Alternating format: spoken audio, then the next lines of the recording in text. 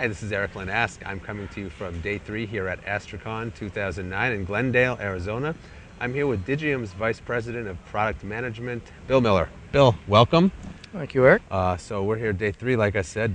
Congratulations on what appears to be a great show from our perspective. What have you seen so far? Actually, it's incredible. I intend to write a couple of blogs from this about the when you see the engineers prance down the hallways like they own it. is just an incredible atmosphere, and the rooms have been full.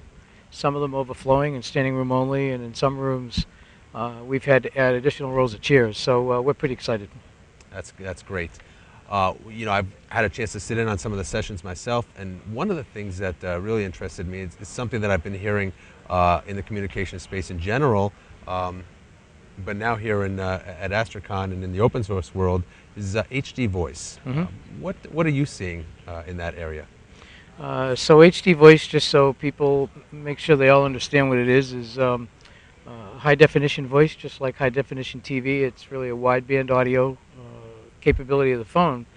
And over the last year, we have seen a tremendous uptake of HD phones in the open source arena, both with our turnkey SwitchFox products and certainly open source Asterisk. By far, it's probably the number one handset adoption for the desktop, and it really looks like it's going to pick up steam over the next year or two.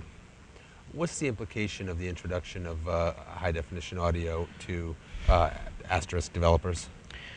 So actually, it started about 2 years ago, where when we first started working with Polycom, and we added G722 pass-through capability first, and then media processing capability second to Asterisk. And since then, we've seen a tremendous acceptance of that. If you've watched regular TV and then HD TV, you just really never go back, and you have to go back and just buy one. You have to, whatever you have to do, you buy one because you don't want to look back. In the case of phones, it's actually very similar. People who don't have them don't know what they're missing until they see them or they see a demo, and then they just have to figure out what to do. And we see pretty much all the vendors now who provide IP handsets, except for specific vertical market phones, adopting HD and G722 wideband. It's very popular, and it has a lot of benefits for the community. Absolutely. I think anybody who's heard that would agree with you.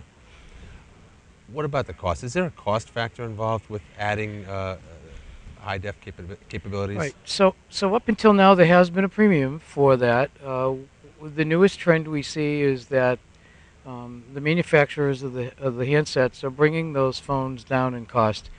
They can't quite get to same cost yet, but they're close. You're starting to see just a $10 to $20 difference in some of the low-end handsets, $30 or $40 maybe in the mid-range, and I expect to see them at or below in the near future as soon as they're done shipping, once they get the cost down and they get the volume up. But that is in process, and I'd say over the next, and obviously I'm not in their product management team, but if I could see inside their cost models, they're getting to the point where they're going to be equal or less in cost. What is Digium's role in helping to drive HD audio to market? So we don't actually, in kind of a unique way, we don't advertise anything to do with HD audio. So it's on a roll all its own. Obviously, our preferred phone partner is Polycom. They were first to market with the technology. They drive it. They have a community on TMCnet, like we have an Asterisk community, and that drives a lot of traffic. It does a lot of education. It's really focused on education. People can't wait to get their resellers and users can't wait to get their hands on a handset, try it, and once they try it, then they're done.